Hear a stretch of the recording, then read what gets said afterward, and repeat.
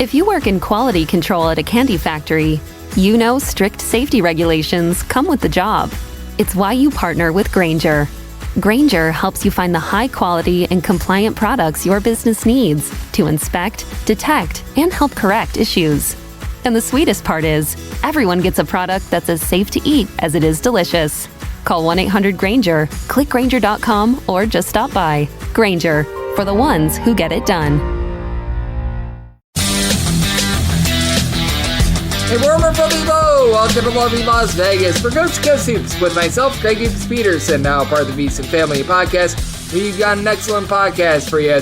Joining me in segment number 2 is Sean Paul. He does such great work over at the Field of 68. He does an amazing job taking a look at so many things in college basketball, along with his just betting content over at Action Network. He's going to be joining me, and we're going to be taking a look at the Final Four. We're also, on top of that, going to take a little bit of a look at the NIT Final Four, and we're going to get to some of his thoughts on these coaching moves that we have been seeing in the offseason as well. In the final segment, don't have any games for Monday, so I'm just going to give you my initial thoughts on the Final Four. It's what I'd be picking and analyzing in terms of the current numbers on the Final Four, subject to a little bit of change, but that said, give you guys my initial thoughts there, and then once we get to the weekend, I will certainly be breaking those games down once again if there's any changes that do occur, and we shall see if the line moves a tad bit as well. But I'm going to give you guys my initial thoughts on the Final Four in terms of picks and analysis in the final segment. If you do have a question, comment, segment idea, what have you for this podcast, you do have one of two ways we offer those in. First one is my Twitter/X timeline at G_D1. Keep in mind, letters EM. Naming does not matter, so as per usual, please do send these into the timeline. Other ways, find an Apple Podcast review. If you rate this podcast 5 stars, it is very much appreciated. And then from there, you're able to fire on whatever you'd like to hear on this podcast via that 5-star review. All the questions center around why wasn't there 57 fouls called on Zach Edey, what have you, as that became a social media firestorm on Sunday. So how about if we do take a look back at what we all saw in the 2 Elite 8 games on Sunday, try to find some trends and try to get to know these teams a little bit better. Games from yesterday is Greg buzzing about. Here is the rowdy recap. By the way, low-key, this has been a trend in terms of the Purdue games. They've actually been a really good team to the over thus far this season. They have played well north of 63% of their games to the over thus far this season. This was a rare under for them. They take down Tennessee by kind of 72-66, and as a matter of fact, for Purdue thus far this season, 23 overs to 14 unders. I'll just give you guys my 30 seconds here. This is a sports betting show, so I'm not going to go too far into this, but for Zach Edey, should he have been awarded more than one foul in this game? I even think that the biggest of big Purdue fans would agree with you, but if you're trying to say that like this guy sucks after he put up 40 points, 16 rebounds, I just don't know what you're talking about here. 72-66, Purdue gets the job done. Zach Edey was very dominant in this game. Once again, make of it what you will with the refereeing. I don't think that there's any collusion happening. If anything, I do think the referees have no idea how to officiate Zach Edey games, and just in general, if you look at the NCAA, there's so much incompetence. If you look at the women's NCAA tournament, they had 2 different lengths for the 3-point line out at the Moda Center, and that's the biggest tournament of the year for the women's side of things. So that goes to show you what sort of geniuses work for the NCAA, which I feel like we can all agree, whether you like Purdue, you hate Purdue, you're indifferent of Purdue, the NCAA has no idea what they're doing. Sorry, NCAA, but you have no idea what you're doing. But that said, just a really good display here in general from Zach Edey. You had Fletcher Lawyer chip in their 14 points, and for Purdue, they win this game shooting just 3 of 15 from 3, and it's not like Tennessee was bad from 3. They shot 11 of 26 from 3, and I mean, we all talk about Zach Edey and what he did in this game. Granted, it came on 31 shots, but how about Dalton Connect and the way that he was able to connect? He went 37 points, and for Tennessee, they win the turnover battle by kind of 10-7. They just got plowed on the glass, though. 47-26, as for Tennessee, this has been one of the better rebounding teams in all of college basketball this year, but they just got absolutely destroyed there. And other than Dalton Connect, nobody else for Tennessee able to put in their double figures. Edey was really able to take over this game late, as I believe that he had a run of 14 straight points all by himself. But how about this team capturing the imagination as well? NC State needed a banked-in 3 in the ACC tournament against Virginia just to be able to have a chance to compete for the at-large bid that is handed out by the ACC for the ACC tournament. And without that, they probably be in the NIT, and now here they are going to the Final Four, 76-64. It's Survive and Advance Part 2 with DJ Turn It Up Burns. 13 of 19 from the floor. Big old Zach Randolph Jr. was able to put in there 29 points. You had Michael O'Connell only give you 6 points, but he was probably the second most impactful player in this game. No disrespect to DJ Horner at 20 points, but for O'Connell, 6 assists, 11 rebounds, did a lot of the dirty work for an NC State team that they held up on the glass. They do lose the battle by a count of 41-39, but they fouled out Kyle Filipowski. Filipowski had 11 points, 9 rebounds, went 5 of 5 at the charity stripe, and for Duke, James McCann also go 11 of 11 from the free throw line. He chipped in there 32 big points, but they had 2 points off the bench. For NC State, they actually won the bench points battle by kind of 10-2, and that was a big differential in this game, and this very nearly went over. There was a lot of late game fouling, so that could have very easily been overwhelming. Good to see those that took the under were able to get the under, but for NC State, just an absolutely Herculean run for this team. They have covered all but one of their games really in this run. They had that game against Oakland that, depending upon your number, you either push or you were not able to get a cover. If you took a very, very early opener, you might have been able to get there, but past that, I mean, it has been absolute dominance from this NC State team that if you look at them against the spread overall for the season, even with this just big giant bonsai charge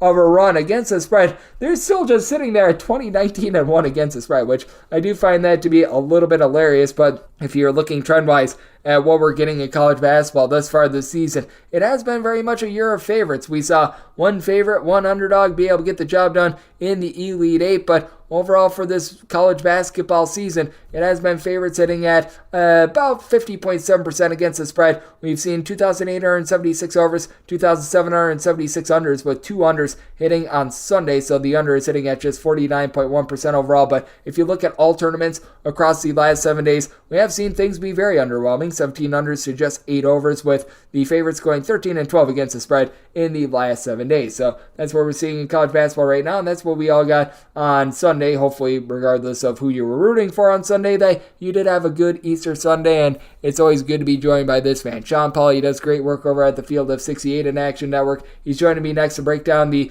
NIT and NCAA Final Four and take a look at some of these coaching moves that we've seen this offseason right here on Cuz with myself, David Peterson, now a part of the Houston Family Podcast.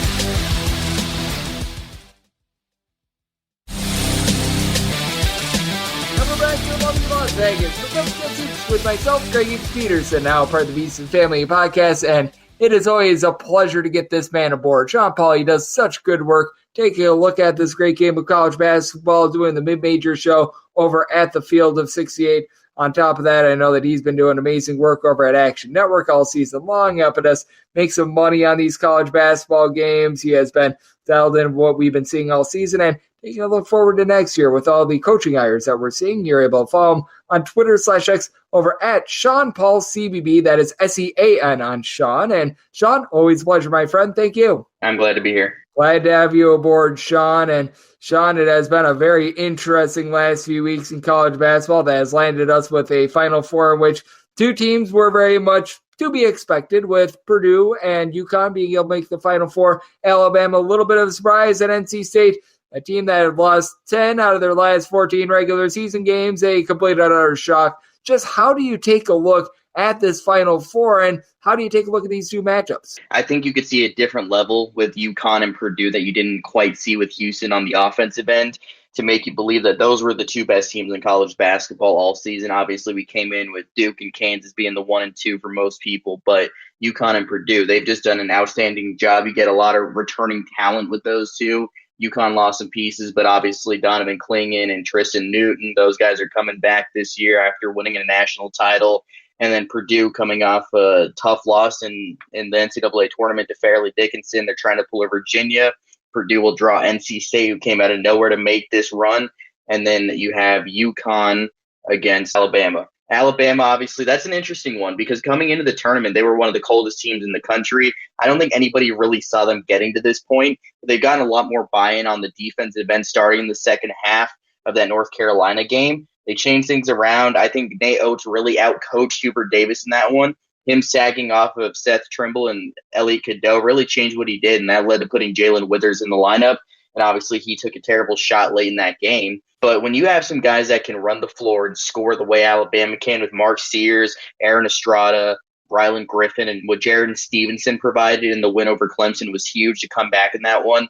If there's any team that can beat UConn, though, who's looked like an absolute juggernaut so far, it's a team who plays like Alabama, a team who's a lot more fast-paced than UConn. UConn runs a 315th fastest tempo in college basketball, while Alabama is top 10 in tempo. We saw with Creighton earlier in the season, how they were able to beat UConn. They shot a ton of threes in that one like usual. They made a lot of them. It was an 85-66 win for the Blue Jays, 14 of 28 from three. You're going to need an A-plus performance to beat UConn. UConn went 3 of 16 shooting from three in that game. You need a performance like that if you're going to beat a team like this that's this good. You're going to have to shoot the cover off the ball. And if anybody can do it, it's Alabama. So I think the fact that they're matched up with them, it's going to be a really interesting game. I think they have a better chance of beating UConn, though, than I would believe Purdue has, just because I think Purdue plays a slower tempo as well. They have Zach Edey, who's obviously one of the best players in college basketball, dropped 40 points against Tennessee. They can shoot the ball, but I feel like they're too similar to UConn in a lot of ways. They're really overmatched in the size department in this matchup, if that is what happens. You have Spencer at 6'4", you have Newton at 6'5". Both those guys are bigger than Lawyer, Jones, and Braden Smith, so you have a lot of a height advantage besides Edey for UConn. So I think that'd be a really beneficial matchup for UConn. They just have to be praying that Alabama gets by them, and then we'll see what happens there. But the two best teams all year have been UConn and Purdue. Yep, I do agree with you there. And I just take a look at this UConn team, and you were laying it out with regards to what might be some of the weaknesses for them. But that said, we're finding them as a double-figure favorite against Alabama. And do you think that this sort of a lofty double-figure line is warranted? Because at first I was trying to buy in thinking, maybe we've gone a little bit too far. But just the more I watch this UConn team, the less I feel like they can be denied. And this has been just complete dominance, in my opinion. I tweeted this, and obviously I'm not as old to see some of the teams in the 70s and 80s, but I think this is going to wind up being one of the best teams that didn't go undefeated in college basketball history. The dominance at which they're winning with in the NCAA tournament, average margin of victory of 27 points, is virtually unheard of. They are dominating teams. And you look at their 3 losses this season, all were on the road. Winning road games in college basketball is hard. Winning in the Fog, Allen Fieldhouse, is hard. They lost there. That loss against Seton Hall is the most confusing one on the resume, but it was right before Christmas. That week right before Christmas is always one of the tougher things to win games in college basketball. We hear about it every year, so it's not surprising they dropped that one. And then at Creighton, they just had an awesome shooting night. UConn had a bad shooting night. But for me, it comes down to UConn had an awful shooting night against Illinois, and their defense stepped up, and they still managed to win by 25 points. Tristan Newton didn't hit a field goal in that game. Stephon Castle had 2 points. 2 of their starters combined for 7 points, and they were still up by 30 for most of the second half. Going on a 30-0 run or whatever it was, that is unheard of in the NCAA tournament. The fact that they had that kind of dominance in the second half of that game just shows how good this team is and how fast it can flip a switch from having a mediocre game to having a dominant game. Yep, I'm right there with you, and it's just been incredible what we've been seeing out of UConn all season long as Sean Paulo does a tremendous job taking a look at this great game of college basketball over at the Field of 68, joining me right here on Coast to Coast Hoops. And certainly with UConn, they have been the best team in all of college basketball. We shall see if Purdue, NC State, or Alabama is able to throw them. But how about if we take a little bit of a look at the NIT, where the spreads are much tighter? Seton Hall is about a 4-point favorite against Georgia. Indiana State, 2.5-point favorite against Utah. And I know that a lot of people look at this as a secondary tournament, and certainly these teams are disappointed to not be in the NCAA tournament. But just how do you take a look at the NIT? Because I do think that for these 4 teams that are going to be in the NIT Final Four, it's a really good just building block for next year. And now that they're down to the Final Four, I feel like the sting of not making the NCAA tournament, it's gone. And these teams, they're going to be at their best, and they're going to want to be able to take down this title. It's always the toughest in the NIT. Seton Hall got off really slow. They played a really solid St. Joe's team. They went to overtime. They're trailing for a lot of that game, but it was really tough back and forth late in the contest. Then Alamir Dawes stepped up. He was kind of able to get them to that win. They dominate North Texas. They dominate UNLV, and now they're facing Georgia on a neutral court. For me, I think Seton Hall giving the 4 points. I'd go with Seton Hall there. I think they're playing at a really high level right now, and as I said, this is a team that beat UConn earlier in the season. Georgia has been really good in the NIT, which is kind of surprising because they lost like 11 of their final 13 games this season, but they've had a couple of really close wins. They almost gave that one up against Ohio State. They were up 13 in the second half. Same deal against Wake Forest. They were up 19 in the second half. The lead got to 3. And same deal against Xavier. They were up by 23 in the second half. And I believe it got tied or a 2-point game late in that game. They ended up winning by 2. So they've had huge leads in every single NIT game in the second half, but they have blown the lead in all of them. That'll be interesting. I don't think they can get off to a huge lead against Seton Hall, especially with their elite defense, 44th nationally in defensive efficiency. You know that team with Shaheen Holloway is going to play really tough on that end. Teams shoot a lot of threes on them, and Georgia is not a great three-point shooting team, but they take a lot of them. They'll need big performances from Justin Hill and Noah Thomas and the 2 super seniors on the roster, and then some help from Silas Demery and Blue Kane, the 2 freshmen. Who's going to defend Kadari Richmond in this matchup? He's always been a problem to defend for teams with the way he plays from the post. He's a point guard, but he's just so different than most point guards you see in college basketball with the way he wants to play. He's like a Villanova guard, just a lot bigger than most Villanova guards. So I think he'll be a really tough matchup for them. None of their guards can defend him. I think we'll see a premier performance from him. I think Seton Hall will move on to the NIT title game. And then the other one, I love how Indiana State is playing, especially with all the rumors swirling about Josh Schertz potentially going to St. Louis to take that head coaching job. Again, you can see it like last year, Providence in the NCAA tournament. They knew Ed Cooley was probably leaving, and they completely collapsed. Josh Schertz, he's just such a good coach, and if he leaves, some of these guys will probably go with him. And we've seen what we've seen from this Indiana State team all season long. They should have been in the NCAA tournament, and they've done nothing short of dominate in the NIT on the offensive end. They scored 1.36 points per possession against SMU, 1.1 points per possession against Minnesota, which is pretty light for them. And then they scored 1.20 points per possession against Cincinnati, a really good defensive team from the Big 12. They can shoot the 3 really well. Robbie Avila is awesome. He got going against Cincinnati. They have too many weapons for Utah to handle, but I think Davon Smith is going to have a huge game. He's a triple-double machine, one of the best triple-double getters in college basketball. With the drop coverage that Indiana State plays, I think Smith will be able to get a lot of shots inside. And the way he likes to penetrate inside and kick out to shooters, I don't think that will be able to happen as much against Indiana State. But he can live in the mid-range all day long. So he'll probably have a huge game, but Indiana State will win this one, in my opinion. Yep, with Indiana State, they're playing out there in their home state out there at Hinkle Fieldhouse. That's going to be big for them, and I think it's just big in general for the program. And I'm not sure how you take a look at just things like these NIT, CBI, CIT runs, but I do think that's a good indicator as to what we might be getting out of these teams next year, because for Indiana State, they haven't had anyone enter in the transfer portal. Granted, for some of these guys, this is going to be their last ride, but I do think that it actually does build a little bit of momentum going into next year, and I do think that's very beneficial when these teams make these postseason tournaments that aren't in the NCAA tournament. From the standpoint of a Cincinnati who lost to Indiana State, and from a Georgia who has 3 freshman starters, Dylan James, Blue Kane, and Silas Demery, I think that could be huge. From a Utah standpoint, Davon Smith has just been awesome. They have some pieces that will return, but you're going to lose Brandon Carlson, but it's also good for him. He's a hometown guy, and he gets to leave the program with an NIT run, hopefully an NIT championship run for him. And then obviously Seton Hall. We'll see what happens with them this year. But, hey, just winning and getting guys to commit in the portal, that's always something. But they have a lot of seniors. Dre Davis could come back. Dylan Adewusu could come back. Kadari Richmond could come back. So if all the seniors besides Alamir Dawes and Jaden Bediako, who are out of eligibility, decide to run it back, then that'll be really beneficial for them. But I think a lot of the teams more so like Cincinnati and Georgia can build a lot off of it. Indiana State, we'll see it. I mean, they're a top 25 team next year if Josh Schertz is back and if all the players come back. But if Josh Schertz is gone, I can't see most of these guys returning. Just kind of the landscape we're in college basketball. You look at Drake, obviously Tucker DeVries went with him. Kevin Overton transferred. Connor Enright transferred. Pretty much that entire team is leaving. Same deal, Charleston.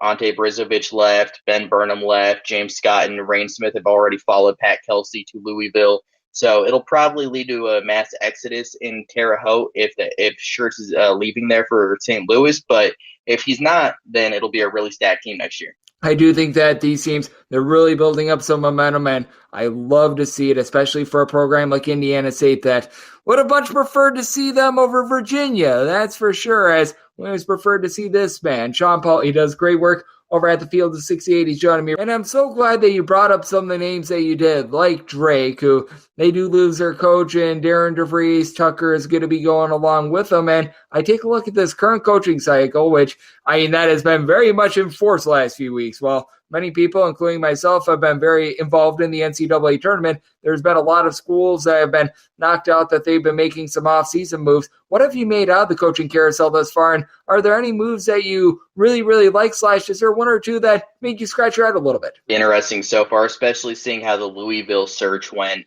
You had to go find some names there. Obviously, you couldn't go get Scott Drew, who was the guy that they wanted all along. It felt like some of the other names declined, but you're able to get Pat Kelsey from Charleston. I think he's going to do a really good job the way he's been able to identify talent at the D2, NAIA, D3 levels and come play D1 ball at Winthrop and at the College of Charleston, brought both those teams to NCAA tournaments. I think he's the kind of guy that can bring the energy back to a once proud program who's had a terrible past 2 seasons. So I kind of like that hire, even though I feel like it's been scrutinized quite a bit. One of the ones that I'm kind of interested to see how it plays out is Andy Enfield at SMU. He never quite got it going to the level that I think people thought he could at USC after the Dunk City run at Florida Gulf Coast. He made one Elite Eight at USC, but that was kind of it. He had a lot of talent there, just couldn't quite get it going. And it's another parachute job situation like we saw with Shaka Smart going from Texas to Marquette with still a couple of years on his contract. But if you had one more bad year, you're probably getting fired. And that was the case for Andy Enfield. So he was able to see the writing on the wall. USC was losing most of their team anyways. He figured I might as well get out now and start a new thing fresh where I can have a 4 or 5 year contract or whatever it is and not have the worry of being fired next year and not coaching. So I think that was a really smart hire by them. At the same time, I don't think that Rob Lanier did anything worthy to be fired.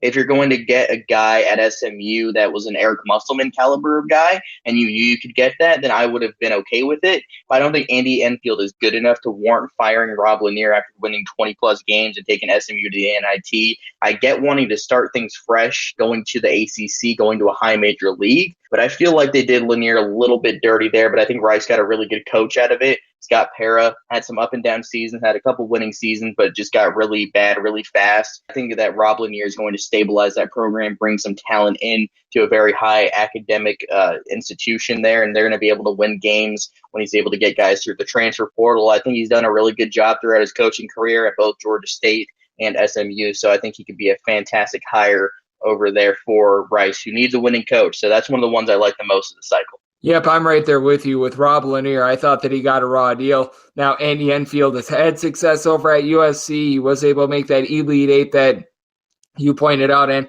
I do think that there was a little bit of fair criticism and some of the step-up games for SMU, but he inherited a rough SMU program that you could take a look at the wins from the previous season, but that cupboard was very, very bare in terms of the players that were actually returning. I think they lost like 5 out of his top 6 players when he had taken over, so that was a little bit of an issue, and I do think that in general we're going to be getting a lot of interesting coaching moves. And is there maybe 1 or 2 coaches that you're looking at right now that has yet to be hired in this cycle that they could be a little bit of a game-changing coach and they could be heading elsewhere? It's going to be Josh Schertz, who still is coaching the NIT like we talked about earlier. If he is going to St. Louis like the rumors have been swirling about for quite a while, I think that would be a fantastic hire just because we've seen what he did at Lincoln Memorial at the D2 level. He got Indiana State back on track really fast. They should have been in the tournament this year. They won over 30 games, and the style that he plays can win anywhere. A 5-out offense, skilled guys all over the floor. You have to hope that if he's able to go to St. Louis, he'll bring Robbie Avila and Ryan Conwell and Isaiah Swope over with him.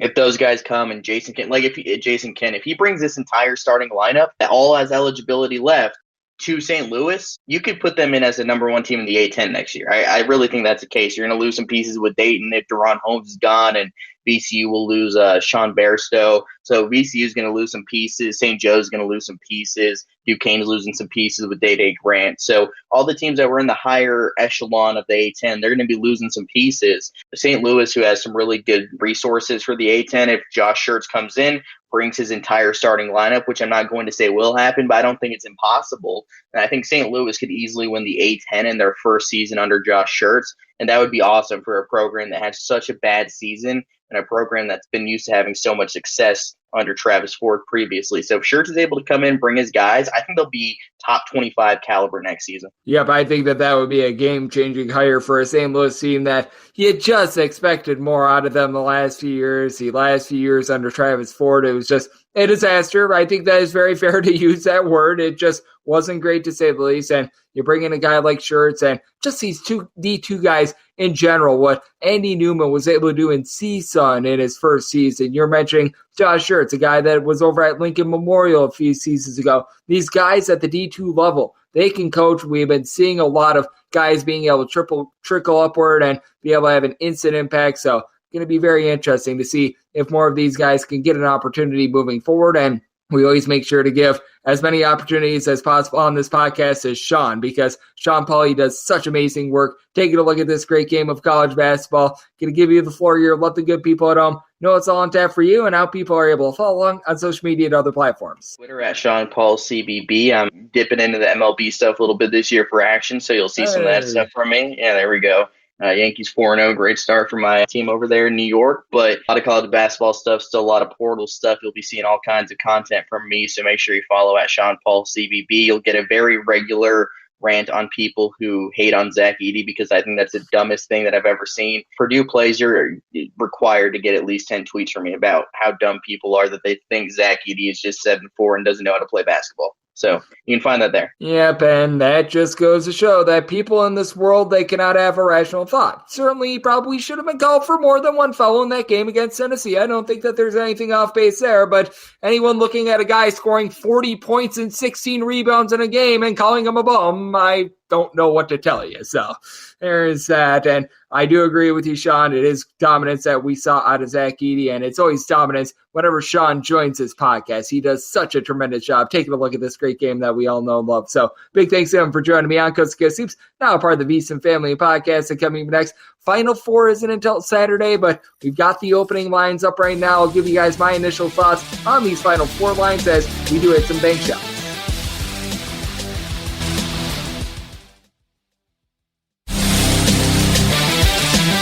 We're back here, lovely Las Vegas, for Coast to Coast Hoops with myself, Greg Spearson, now part of the VSiN Family Podcast. It was great to be joined by Sean Paul. He does amazing work over at the Field of 68, does an incredible job taking a look at all 362 D1 teams, big, small, medium size. He's got you guys all covered there and always lends good insights on this show. Big thanks to him for joining me in the last segment. Now let's give you guys an early look at what we're getting in terms of the Final Four. I'll give you guys my initial picks and analysis for the Final Four as we hit some bank shots. Most financial establishments close at a certain time, but not here. It is time for a side and total on every game on today's betting board bank shots. Do note that as per usual, any changes that are made to these plays will be listed up on my Twitter/X feed at GNet_81. We're going to go Alabama versus UConn first, NC State versus Purdue. I don't anticipate massive changes coming here, but I do anticipate a little bit of line movement here, so we shall see what happens there. And we'll start out with Alabama versus UConn. I don't have a DK Network write-up pick quite yet. I might do one for both. You can bank on at least one. I'm also doing baseball as well, and those write-up picks are actually 4-1 against the spread to begin the season. So we like what we're seeing there, but that said, with Alabama, they're between an 11.5 to a 12-point underdog. The last game is 161.5. I'm going to be taking a look at the over just because with Alabama, they're going to give up their points. Alabama, in terms of points allowed on a per-possession basis in a road or neutral court setting going into the Elite Eight, 341st out of 362 D1 teams. They just have not been able to guard a soul all season long, and it is an Alabama team that they very much rely upon jumpers, and being out there in a football stadium, being out there in Arizona where the Arizona Cardinals play, I do think that that's going to hurt them quite a bit against a UConn team that in their last 10 NCAA tournament games the last 2 years, they have won every one of them by at least 13 points, and that's a big reason why I set my spread at 12.5. That was a little bit of an intentional move that I made in terms of that spread, because if UConn was laying 12.5 points in all 10 of their NCAA tournament games last 2 seasons, they would be 10-0 against the spread. Donovan Clingan was so good defensively in that game against Illinois. Now, Nate Oates Coates is an intelligent coach. He is not going to be as big of a numbskull as we saw for Illinois and just continue to attack Donovan Clingan if he's affecting every single stinking shot. He's going to actually adjust to that, but the adjustment might need to be taking more threes. And like I mentioned, when you get out in a football stadium and you try to play basketball in it, first thing to go is a jump shooting. And for UConn, it's not even like they shot it well in that game against Illinois. They still completely dominated it. You've got Cam Spencer, you've got Tristan Newton, a pair of guys averaging a combined 29.4 points per contest. Spencer is able to give you about 3.5 assists, 4.5 boards, steal and a half per contest, while Newton, he can go off for a triple-double on any given night, 6 assists, 6.5 boards. Newton only shoots about 32% from 3, but Spencer is able to shoot 44% from distance. But UConn, one of the most efficient teams in all of college basketball on offense. They don't turn the ball over too much, and they're number one in the country in terms of points scored on a per possession basis overall, and in games played away from home, they're averaging 1.6 points more per 100 possessions than the next closest team in all of college basketball. Heck, you've even got guys like Hassan Diarra being able to step up for the team. For Alabama, they're going to need to have a big night out of Mark Sears, 21.5 points per contest, leading the way there, though. You do have some guys with some relatively good balance. Aaron Action Estrada is able to give you 13.5 points, 5.5 boards, 4.5 assists per contest. For Alabama, despite the fact that Grant Nelson is the only guy on the roster that gives you north of 5.5 rebounds per game, they're actually a top 50 team with regards to rebound rate. They don't quite compare to UConn, especially with Alex Caravan, forgotten guy, who's able to give you 6+ boards. He's able to shoot it well from 3-point range, but with Nelson, Aaron Estrada, Nick Pringle, they all give you north of 5 rebounds per game, and Nelson, really good versatility, doesn't shoot it from 3 amazing, but at the same time, he's able to pop threes, and for Alabama, it's not something I think is going to be a big factor in the game, but each other top 5 scorers do shoot at least 80% the free throw line. In terms of an over, I do think that could come into play a little bit, and I am looking at the over. I do think that even though I think that Alabama is going to come up short on some of these shots, it is a team that they're going to be looking to run it and gun it, and if they do get down big in this game, like I expect them to, they're going to try everything humanly possible to get back into it, and Alabama fouls a ton. So I did set my total 164.5. I like the over. Now with UConn, I'm going to lay up to 12 with them, and then the other Final Four game is NC State versus Purdue. This is 673, 674. Purdue as low as an 8.5 point favorite in some spots, as high as a 9.5 point favorite in other spots. Total on this game opened up more around 147 to 147.5. Now we're seeing mostly 146 across the board. I would still be looking to take the under despite the move that we've seen to the under. I set my total 143.5 for Purdue. If you look at their last 13 games compared to their first 24 of the season, they're playing at a rate of about 4.2 possessions per game fewer than they did to start out the year. So they're really slowing things down. It's a Purdue unit that entered into the day on Sunday, number 1 in all of college basketball in terms of 3-point shooting percentage. Again, with this being out there in the great state of Arizona at State Farm Stadium, I do think that the shooter's eye is going to be affected a little bit, but that'll affect NC State as well, and they're going to need Michael O'Connell to continue to be a offensive force for this team. In this run that they've had between the ACC tournament and the NCAA tournament, he's really upped his scoring, averaging about 10 or so points per contest in this run, as he was very much a pass-first guy to begin the season, and he still is. He's still a really good facilitator overall for the season, averaging about 6.3 assists per contest. Certainly had a big impact in that game against Duke where he had 11 boards. He threw out their 6 assists as well. And for NC State, the one thing that they do well, they don't hurt themselves. They're a top 15 team in all of college basketball in terms of fewest turnovers on a per possession basis. DJ Turner-Horn, he's able to give you 17 points, and he's really their main 3-point shooter. Other than Jaden Taylor is able to shoot 36.5% from 3-point range among players averaging 6+ points per contest. Somebody else shoots above 33.3% from the outside, but here's the issue that NC State faces. You've got Mohamed Diarra, who gives you about 7.9 rebounds per game. Nobody else on the roster gives you north of 4.3 boards. You have DJ Burns, Ben Middlebrooks combining for about 8.5 rebounds per game, and there's a lot of talk about Zach Edey and the amount of fouls that he's not called for, and there's no denying it. He doesn't get called for a lot of fouls. Part of it is because he's a lively player. Part of it is because the refs have no idea what they're doing. Welcome to life. But you have to, if you're a sports bettor, take that into account. You can't be crying about the fact that Zach Edey doesn't get calls. You have to bet based on what you're seeing out there, and with Zach Edey not getting called for a lot of fouls, that means that NC State is going to have a miserable time down low, in my opinion, against them. NC State, while outside the top 150 in terms of their rebound rate. Purdue, a top 5 team in all of college basketball in terms of their rebound rate. Giant of the earth, Mr. Edey, 24.5 points, 12+ rebounds per game. He's able to do an amazing job there, but don't forget about Braden Smith. Was a little bit silent in that Elite 8 game, but he looks to be back in full force after he had that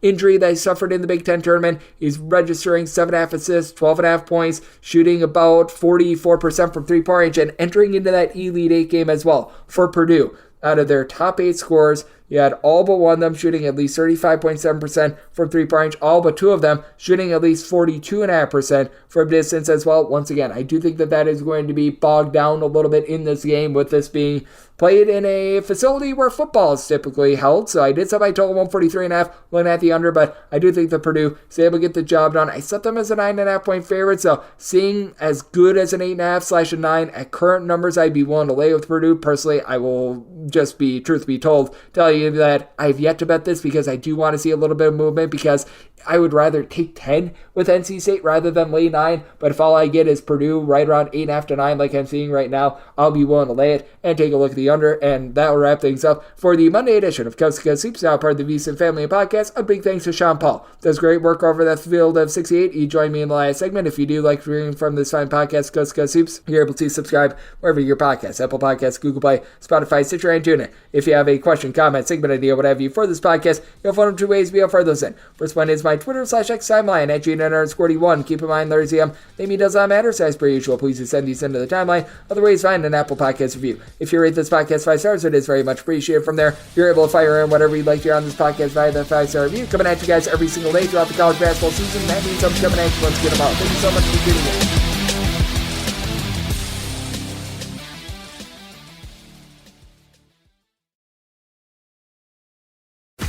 If you work in quality control at a candy factory, you know strict safety regulations come with the job. It's why you partner with Grainger.